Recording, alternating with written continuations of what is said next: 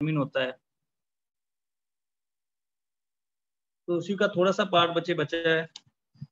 Sex termination में हमने chromosome dependent sex termination बच्चे लास्ट लेक्चर्स में पढ़ लिया था। आज इसमें बस एक चीज बची है, दैट इज सेकंड पार्ट जो है एनवायरनमेंट डिपेंडेंट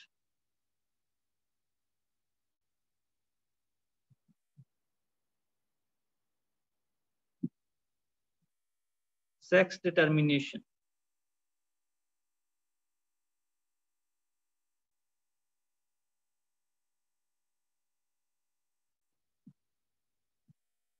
तो एनवायरनमेंट डिपेंडेंट सेक्स टर्मिनेशन क्या होता है बच्चे? कुछ ऐसे इंडिविजुअल हैं इस अर्थ के ऊपर बच्चे जिनका सेक्स जो है इंडिविजुअल का कि वो मेल होगा या फीमेल होगा, वो डिपेंड करता है कि उस टाइम पे, जिस टाइम पे उसका एम्ब्रियो ग्रो कर रहा है, उस टाइम पे एनवायरनमेंट क्या है।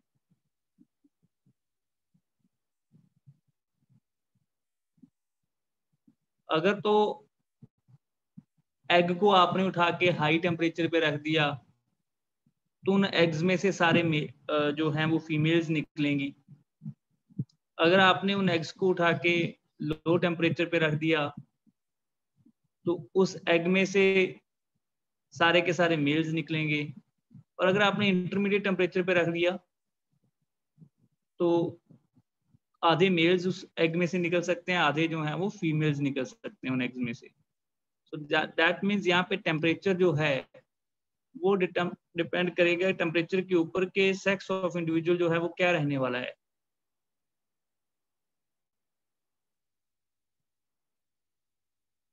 So that means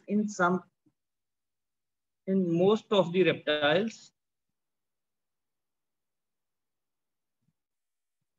fishes,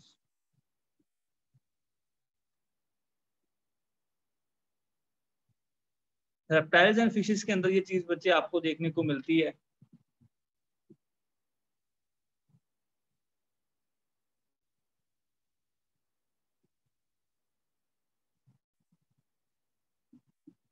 तो अगर इसको हम बोलते हैं बच्चे, इनके अंदर आपको देखने को मिलता है TSD, temperature dependent sex determination.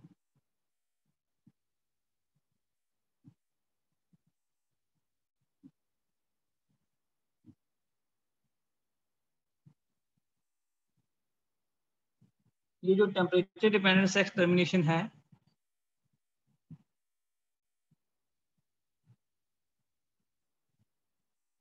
इसके अंदर क्या होता है बच्चे कि एक क्रूशियल डेवलपमेंट पीरियड जो है उस एग का या एम्ब्रियो का, उसके ऊपर अगर आप उनको इंक्यूबेट करोगे लो टेम्परेचर पे तो सारे उन एग में से, मान लो एक रेप्टाइल के टर्टल के एग्स हैं या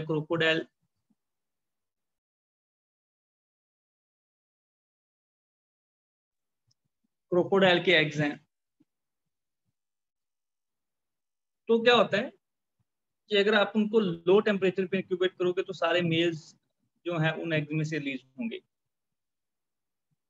या टर्टल की अगर हम बात करें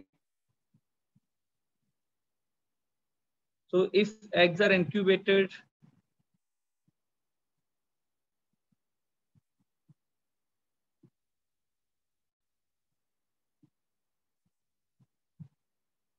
below 28 degree Celsius,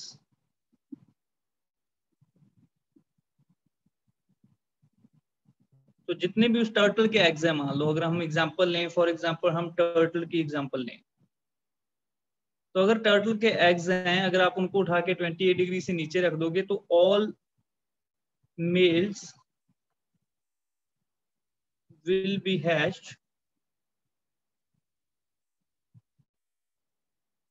from eggs।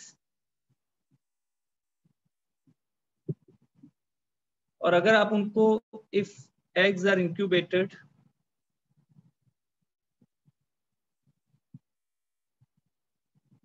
above 30 degrees Celsius, all eggs could give rise to females. तो मान लो टर्टल ने 6 एग दिए हैं, मान लो बच्चे 6 एग हैं, उसमें से 3 एग जो हैं अगर आप लो टेम्परेचर पे रख दो, 3 एग हाई टेम्परेचर पे रख दो, तो उसमें से लो टेम्परेचर वालों में तीनों में से मेल निकलेंगे,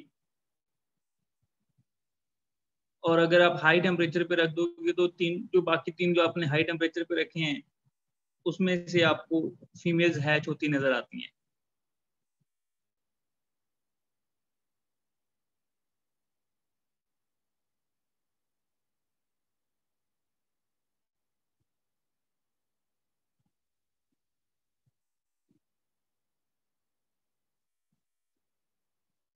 तो ऐसा कैसे हो सकता है बच्चे की सेम एग है, अगर उसी को आप लो टेम्परेचर पे रखोगे तो मेल, अगर उसी एग को आप हाई टेम्परेचर पे रखोगे तो फीमेल्स।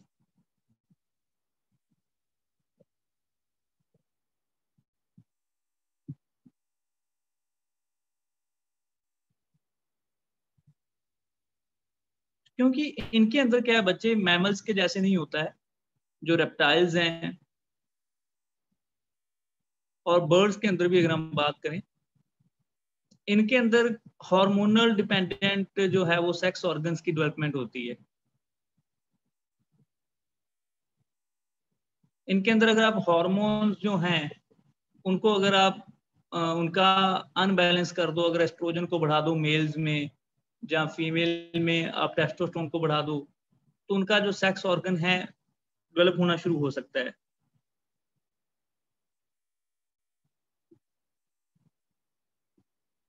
सो इन रेप्टाइल्स क्या होता है बच्चे, हार्मोनल डिपेंडेंट सेक्स टर्मिनेशन है, जहां ये कह लो कि मेलनेस और फीमेल का जो पाथवे है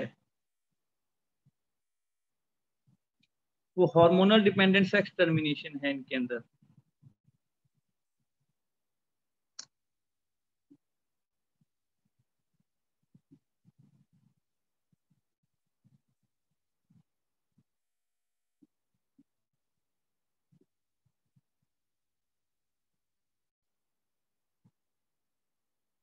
और इसके लिए क्या होता है, इनके पास ना एक एंजाइम होता है जिसका नाम है एरोमाटेज एंजाइम।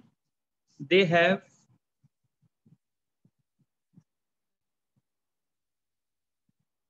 ये एंजाइम बहुत इंपॉर्टेंट है बच्चे, अगर सेक्स ऑफ द इंडिविजुअल जो है वो चेंज करना है। ये क्या करता है एंजाइम, टेस्टोस्टेरोन को बच्चे एस्ट्रोजन में कन्वर्ट करता है।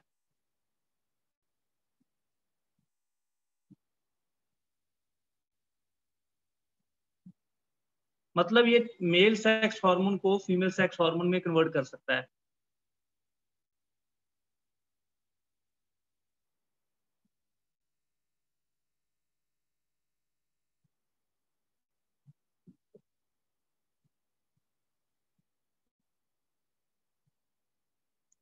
तो मतलब अगर लो टेम्परेचर रहेगा तो मेल्स क्यों पैदा होते हैं, वाई लो टेम्परेचर जो है वो एग के अंदर अगर हम रखें उस एग को लो टेम्परेचर पे, तो दैट इंड्यूसेस मेल डेवलपमेंट या male sex organ synthesis, because at low temperature यहाँ पे एंजाइम कौन सा है, एरोमाटेज।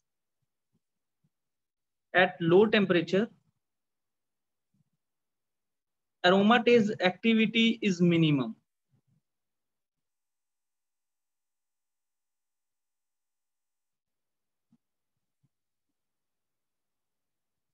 मतलब एरोमाटेज की जो एक्टिविटी है वो सबसे कम होती है इस टेम्परेचर के ऊपर। तो अगर एरोमाटेज की बच्चे एक्टिविटी कम है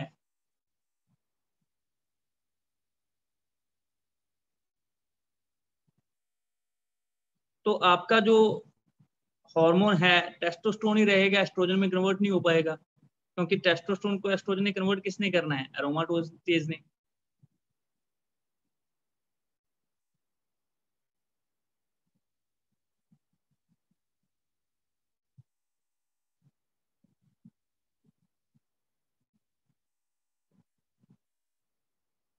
सो दैट मीन्स इस एंजाइम की एक्टिविटी हाई टेम्परेचर पे क्या होती है, ज्यादा होती है। Aromatase activity increases dramatically. is manifold.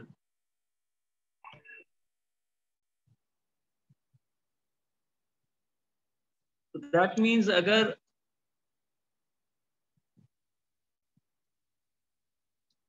Low temperature पे आपने एग्स को रख दिया तो भले वो जो एग है वो मान लो क्रोमोसोम की अगर हम बात करें उसमें मान लो भले ही वाई क्रोमोसोम है चाहे एक्स है, वो मैटर नहीं करेगा। अगर आपने लो टेम्परेचर को एग पे रख दिया तो एरोमाटेज एक्टिविटी खत्म हो जाती है, टेस्टोस्टेरोन एस्ट्रोजन में कन्वर्ट नहीं होता, एस्ट्रोजन बनेगा नहीं, तो फीमेल सेक्स ऑर्गन्स की जो डेवलपमेंट है वो नहीं होगी। किसकी डेवलपमेंट होगी? सिर्फ मेल सेक्स ऑर्गन की।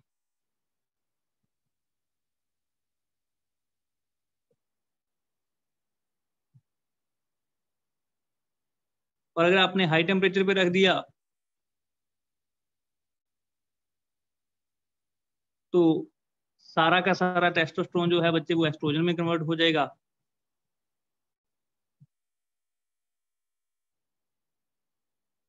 और अगर एस्ट्रोजन कन्वर्ट हो गया तो एस्ट्रोजन जो होता है बच्चे वो ओवरीज की डेवलपमेंट करवाना शुरू कर देता है उस एम्ब्रियो के अंदर।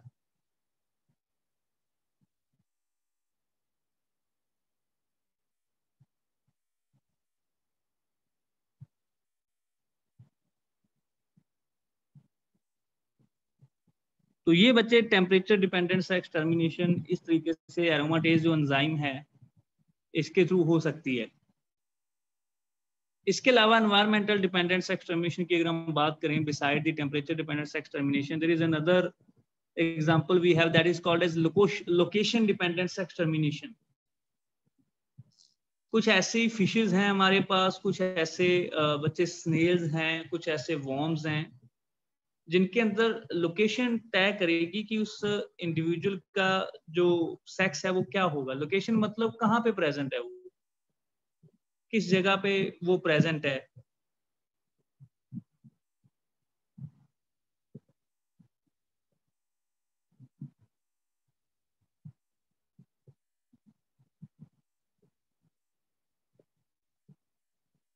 तो उसको हम बच्चे second environmental dependent sex termination का पॉइंट मानते हैं, that is location dependent sex termination.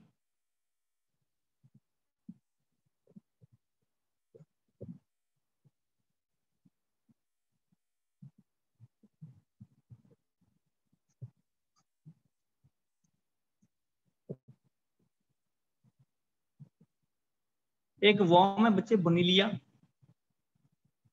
A warm called बोनीलिया। ये अपने आप को सेटल कहाँ पे करता है? क्योंकि इसकी बच्चे लार्वल स्टेज होती है, छोटे एनिमल्स के अंदर आपको लार्वल स्टेज जो है वो देखने को मिलती है। इसका जो सेक्स है वो डिपेंड करता है लोकेशन के ऊपर, इसने अपने आप को कहाँ सेटल किया। सो अ वॉर्म कॉल्ड बोनीलिया, इसका जो सेक्स है बच्चे वो डिपेंड करता है, सेक्स ऑफ दिस वॉर्म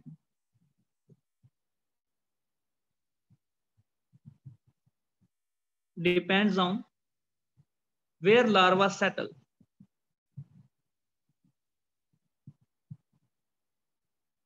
पानी में ये वॉर्म आपको बच्चे देखने को मिलता है। अगर तो इसका लार्वा ओशन के फ्लोर पे सेटल कर गया, लैंड कर गया नीचे, पानी में ये लार्वा था और वो लार्वा नीचे बैठ गया जाके ओशन के फ्लोर पे, तो ये लार्वा बनेगा female.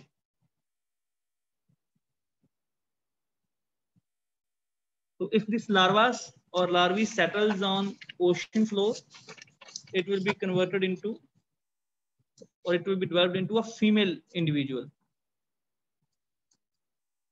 If larvae settle on ocean floor, female or 10 centimeter female will be produced.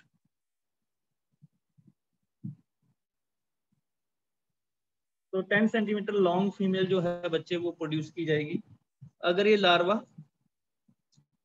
Settle हुआ ओशन फ्लोर पे। और अगर ये लार्वा सेटल होगा किसी दूसरी फीमेल की बॉडी के ऊपर, if larva settles on proboscis of female, मान लो किसी फीमेल की बॉडी पे लार्वा सेटल हो गया, तो प्रोबोसिस के थ्रू बच्चे ये क्या करता है, उसकी बॉडी में एंटर कर जाता है फीमेल की। प्रोबोसिस के थ्रू, प्रोबोसिस एक पार्ट होता है बच्चे बॉडी का वॉर्म्स की, proboscis, collar, trunk and tail, 4 part होते हैं वॉर्म की बॉडी के। तो अगर ये लार्वा प्रोबोसिस के ऊपर सेटल हो गया, तो यहाँ from proboscis it enters into body of the female, body के अंदर चला जाएगा फीमेल की।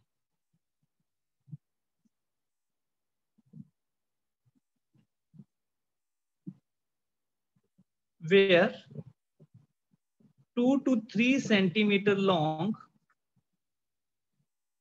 small males will be developed। तो मेल उस फीमेल की बॉडी के अंदर ही रहेगा।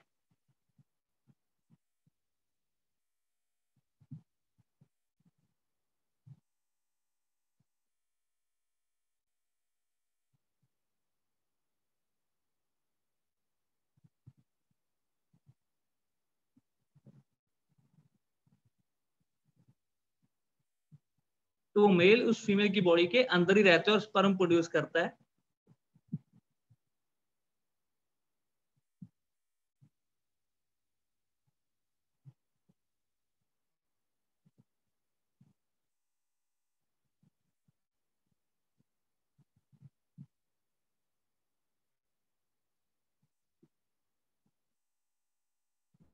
तो इसको हम बोलते हैं बच्चे की sperm producing symbiote of female. That means males in this case are sperm producing symbiote।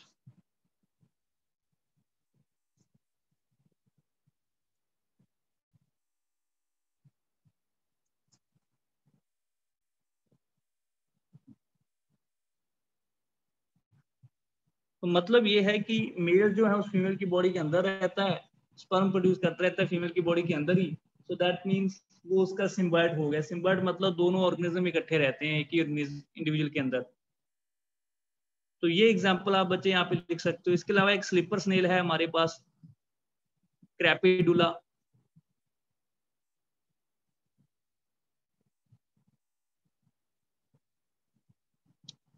तो इन स्नेल की अगर हम बात करें,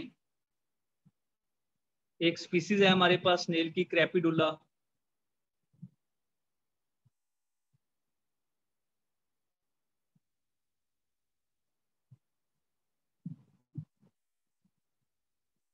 क्रैपिडुला फॉर्निकेटा।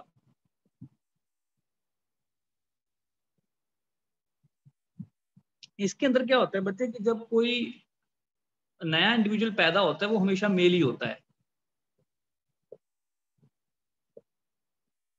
अब कोई भी इंडिविजुअल पैदा होगा वो जन्म मेल का ही होगा, बट वो मेल आगे चल के अपना सेक्स चेंज करके फीमेल भी बन सकता है और मेल भी रह सकता है।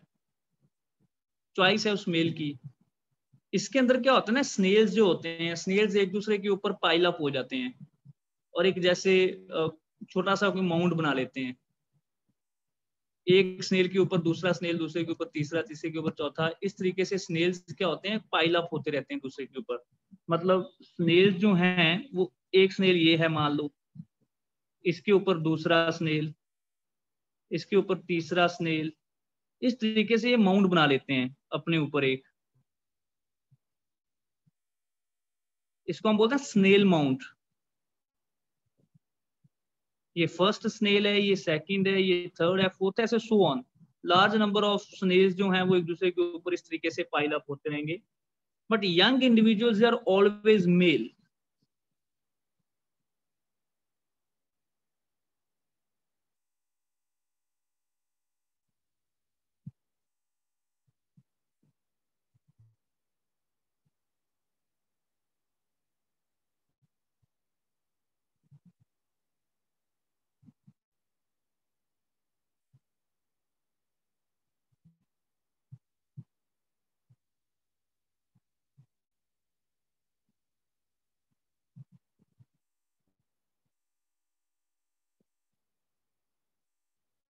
तो इस माउंट के अंदर कितने मेल्स हैं पहले से और कितनी फीमेल्स हैं, वो तय करेंगी कि जो नया इंडिविजुअल आके इस माउंट में एंटर करने वाला है वो क्या बनेगा। अगर तो कोई नया लार्वा, मान लो नया इंडिविजुअल आके इस माउंट को ज्वाइन करने वाला है, अगर उसको पता चले यार कि यहाँ पे पहले से ही ज्यादा मेल्स हैं, जैसे ये भी मेल है, ये भी मेल है, ये भी मेल है, एक आध फीमेल है, इसमें ज्यादा इंडिविजुअल इस माउंट के अंदर अगर मेल हैं, तो ये जो मेल यहाँ पे एंटर करने वाला है ये आके अपने आप को फीमेल में कन्वर्ट करेगा।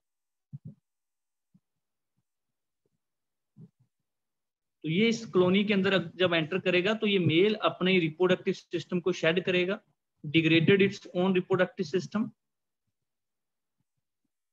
और degraded its male reproductive system और डेवलप करेगा female reproductive system and will develop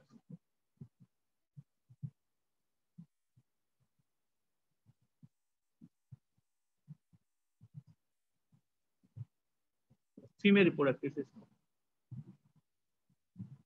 ऐसा कुछ फिशेस भी करती हैं बच्चे, कुछ फिशेस भी ऐसी होती हैं जो अपना सेक्स लोकेशन के बेस पे चेंज कर सकती है।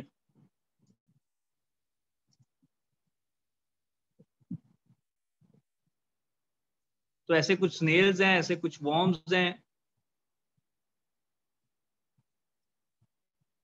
तो फिशेस की बात करें तो हम गोबियस है, ईल है, रेसिस है, क्लॉन फिश है, वो भी ऐसा करती है। फिशेस की अगर हम बात करें तो काफी फिशेस की एग्जांपल हमारे पास हैं। रेसिस इसमें से काफी कॉमन है जो ऐसा करती है। ईल्स हैं कुछ जो ऐसा करती हैं, गोबियस है जो ऐसा करती है। ये फिश स्पीसीज भी सेम यही काम करती हैं। मान लो ये रेसिस जो है ये मेल है अभी, और इस रेसिस को किसी नई कॉलोनी में जाना है, किसी और कॉलोनी को जाके ज्वाइन करना है इसने, तो उस कॉलोनी में जाएगी जब ये, तो ये देखेगी कि वहां पे उस कॉलोनी में मेल की जरूरत है या फीमेल की जरूरत है। मान लो ये एज ए मेल यहाँ से इस कॉलोनी ने लीव किया, मेल ऑफ रेसर जो है एक कॉलोनी को छोड़ के दूसरी कॉलोनी में गया, तो वहां पे जाके उसने देखा कि ज्यादातर मेल्स हैं, फीमेल बहुत कम है, तो वो मेल उस नई कॉलोनी में जाके अपने आप को फीमेल में कन्वर्ट कर लेगा। अगर वो मेल इस कॉलोनी से गया और वहां पे जाके उसने देखा कि क्या सारी फीमेल्स ही हैं, कोई मेल है ही नहीं उनके पास, या एक आधा ही मेल है, तो मेल ही रहेगा जाके। दैट मीन्स आप जिस कॉलोनी को ज्वाइन करने जा रहे हो, कहाँ रहने जा रहे हो, वो भी बहुत इंपॉर्टेंट है इन एनिमल्स के अंदर। वो भी डिटरमिन करेगा कि वो अपना सेक्स जो है वो किस तरीके से चेंज कर सकते हैं। एंजाइम बच्चे यहाँ पे सेम है। अगेन यहाँ पे आपको हार्मोनल डिपेंडेंट सेक्स टर्मिनेशन देखने को मिलती है। तो एरोमाटेज एंजाइम जो है वो टेस्टोस्टेरोन को एस्ट्रोजन में कन्वर्ट कर सकता है। तो मेल को एस्ट्रोजन जब बनना शुरू होता है तो फीमेल में कन्वर्ट किया जा सकता है।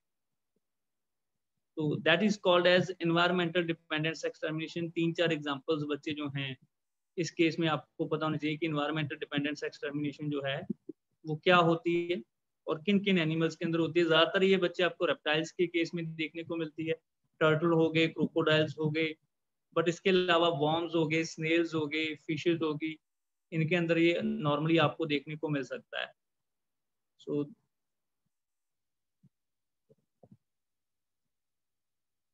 दैट इज ऑल अबाउट और सेक्स टर्मिनेशन का जो टॉपिक है कि सेक्स टर्मिनेशन बच्चे क्या है और किस तरीके से सेक्स टर्मिन होता है इन ऑर्गेनिजम्स के अंदर। एक और इसी से मिलता जुलता हमारा बच्चे छोटा सा टॉपिक है, that is sex linked inheritance. तो वो लिंकेज से बिल्कुल अलग है, मैंने आपको वो भी बताया था उस टाइम पे जब हमने लिंकेज पढ़ा था। तो सेक्स लिंक्ड होना और लिंकेज होना दोनों अलग अलग बातें हैं।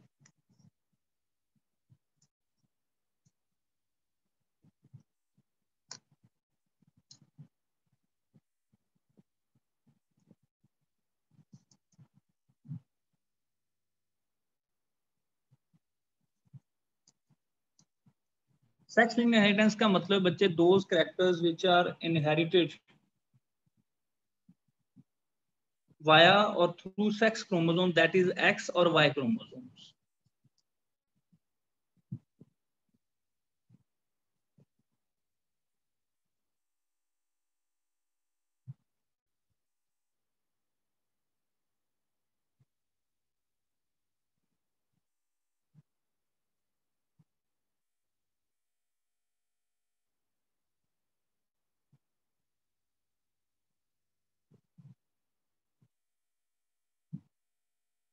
That is X and Y.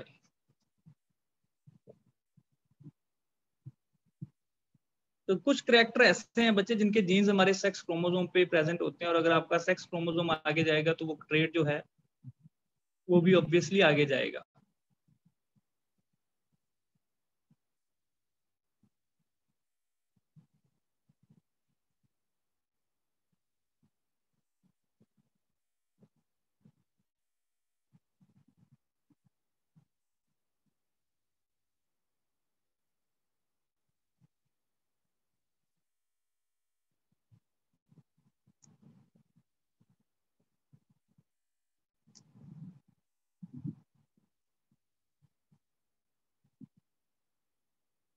तो सेक्स के साथ जो है वो ट्रेड जो है बच्चे आगे ट्रेवल करते हैं। जो इसमें सेक्स लिंक्ड इनहेरिटेंस में हम दो तरीके की इनहेरिटेंस पढ़ेंगे, एक होती है बच्चे डोमिनेंट और एक होती है सेक्स लिंक्ड रिसेसिव इनहेरिटेंस।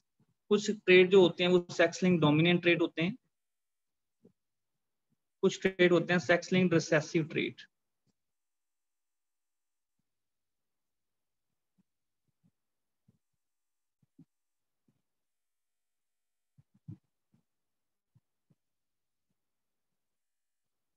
बच्चे हर एक इंडिविजुअल में दो सेक्स क्रोमोसोम आपको देखने को मिलते हैं। सो एक्स एक्स भी हो सकता है और वो एक्स वाई भी हो सकता है। अगर तो सेक्स लिंक्ड रिसेसिव ट्रेट है और उस ट्रेट को एक्सप्रेस करना है, तो जैसे बच्चे हमने पढ़ा था कि जो रिसेसिव ट्रेट होता है ना वो हमेशा होमोजाइगस फॉर्म में एक्सप्रेस करता है।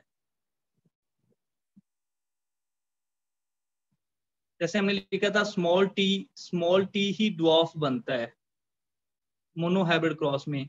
अगर स्मॉल टी और कैपिटल टी है तो ड्वार्फ नहीं आएगा, टॉल प्लांट आएगा। This is a homozygous form. Similarly अगर कोई रिसेसिव ट्रेट है तो रिसेसिव ट्रेट हमेशा होमोजाइगस फॉर्म में होना चाहिए अगर वो आगे जाके एक्सप्रेस करना है। तो अगर हम सेक्स लिंक्ड रिसेसिव ट्रेट की बात करें, जैसे हेमोफिलिया है, कलर ब्लाइंडनेस है, अगर ये मान लो एक फीमेल है, इसके ऊपर एक एक्स क्रोमोसोम पे तो एलील है हेमोफिलिया का, एच लिख दिया मैंने, स्मॉल स्मॉल इसलिए लिख रहा हूं क्योंकि रिसेसिव की बात कर रहे हैं। तो ये फीमेल जो है एक एक्स क्रोमोसोम पे एलील है, दूसरे पे नहीं है, ये फीमेल को हेमोफिलिया नहीं होगा। ये फीमेल के पास हेमोफिलिया का ट्रेट नहीं होगा, मतलब ये फीमेल नॉर्मल होगी, इसको कोई बीमारी नहीं है। बट अगर मैंने ऐसे लिख दिया, इस क्रोमोसोम पे भी एच, इस क्रोमोसोम पे भी एच, दैट मीन्स ये फीमेल जो है वो हेमोफिलिक है। बिकॉज हेमोफिलिया जो है वो सेक्स लिंक्ड रिसेसिव डिसऑर्डर है, और रिसेसिव डिसऑर्डर जो होता है वो हमेशा होमोजाइगस फॉर्म में एक्सप्रेस होता है, दोनों स्मॉल होने चाहिए। तो इसके ऊपर अगर एक एलील है दूसरे पे नहीं है तो ये हेट्रोजाइगस कंडीशन है। हेट्रोजाइगस कंडीशन में ये ट्रेट एक्सप्रेस नहीं होगा।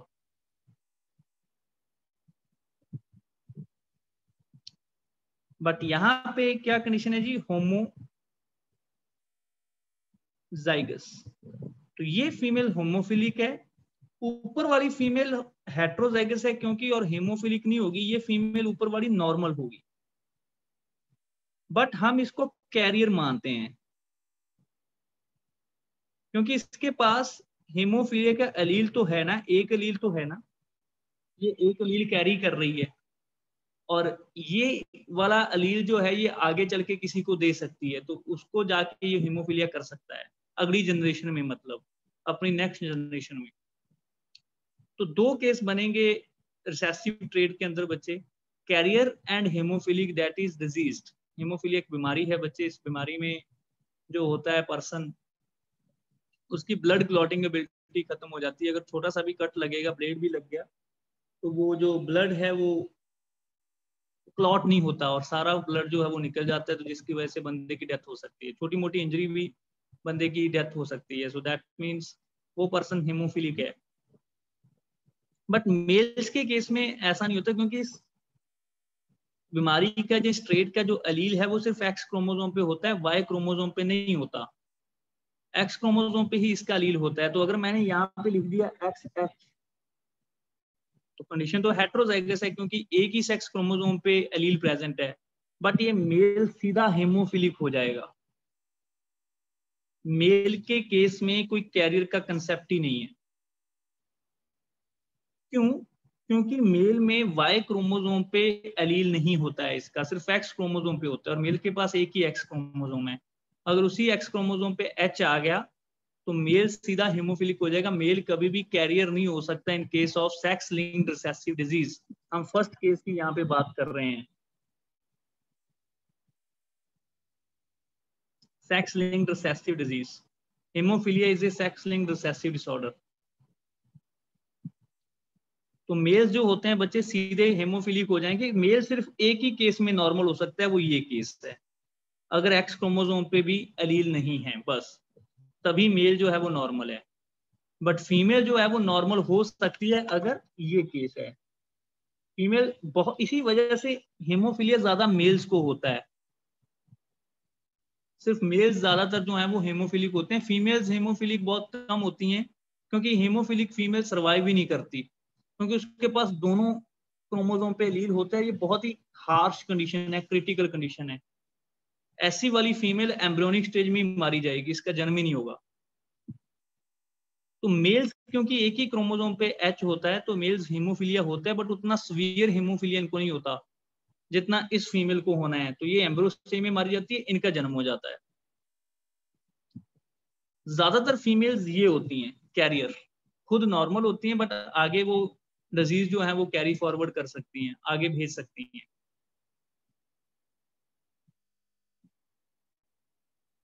तो अगर ये हो जाए कि एक कैरियर फीमेल की शादी एक नॉर्मल मेल से हो जाए,